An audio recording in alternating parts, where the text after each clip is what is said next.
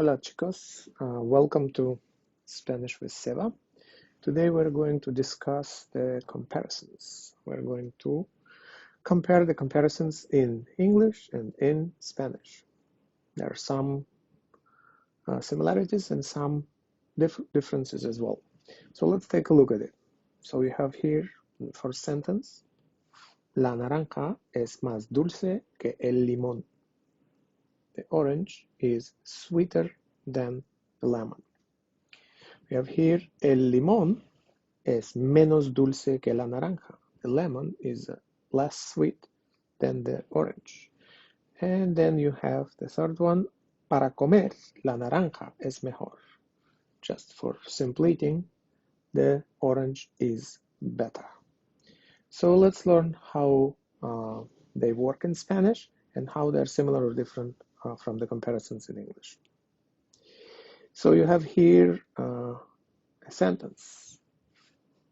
Ella es más romántica que él. You are comparing two nouns.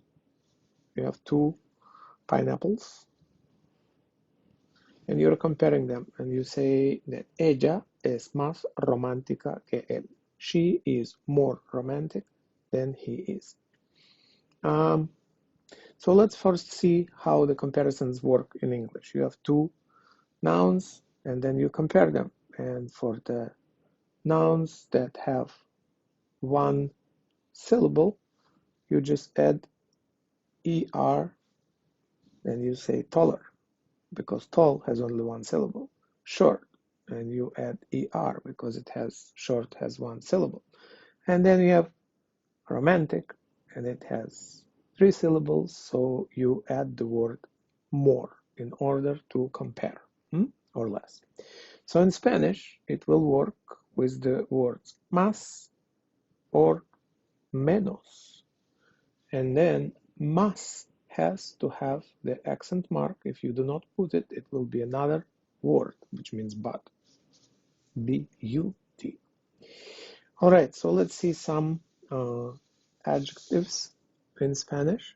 For comparisons, you have alto, tall, alta, tall, feminine, bajo, short, baja, short, feminine, triste, sad, triste, doesn't change because it ends on a, so you will remember that if in Spanish the adjective ends on o, it usually has a feminine counterpart. If it ends on e, usually it is unisex. Romantico, romantic, masculine, and romantica, you have feminine romantic.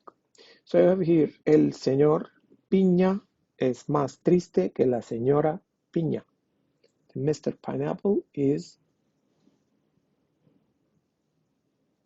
sadder or more sad than the Mrs. Piña. She is shorter than he is. Ella es más baja que él.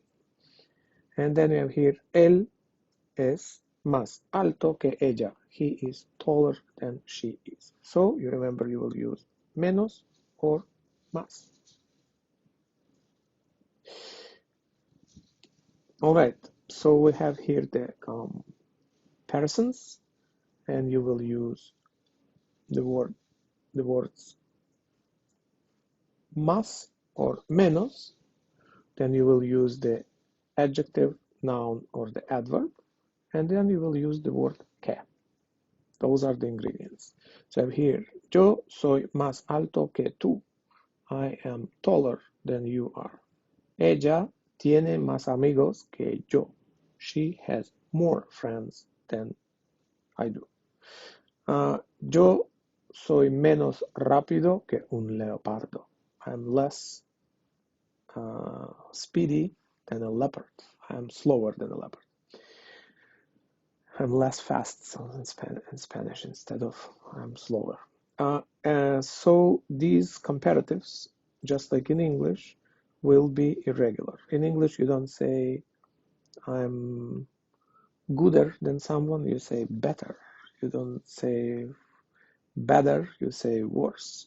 So the same in Spanish, you have mejor is better and peor is worse. Okay? So please remember that.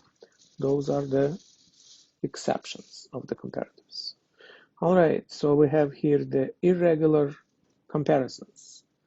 We have here mejor, better, peor, worse, mayor, bigger. It also could mean older. Menor, smaller. Okay, there it is. Menor, younger, and mayor, older. So here you go. They need to be memorized in order to compare the nouns. And then we will finally will see another kind. We have here ella es elegantísima. She is super duper elegant. It is the absolute superlative. Él es viejísimo. You have that here the old dragon who is extremely old. Viejísimo is the extremely old. And then you have here the normal comparisons. El dragón es menos elegante que la princesa. The dragon is less elegant than the princess. El dragón es más inteligente del reino. He is the most intelligent of the kingdom. So when you do the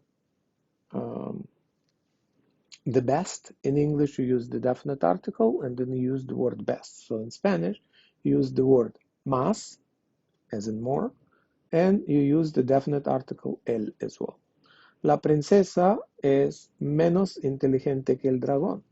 The princess is less intelligent than the dragon.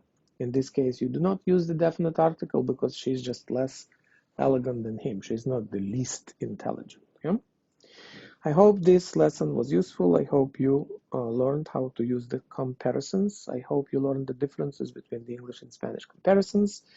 And if you need more practice, let me know. Otherwise, I will be recording more videos with the practice for the comparisons in the near future. Stay tuned.